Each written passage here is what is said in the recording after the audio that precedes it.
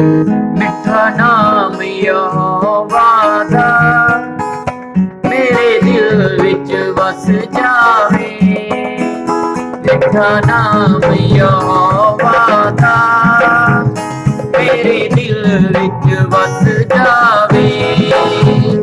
यसू राजा दे खजानिया चों मैनू बरकत मिल जावे। यसू राजा दे खजानिया चों मैनू बरकत मिल जावे।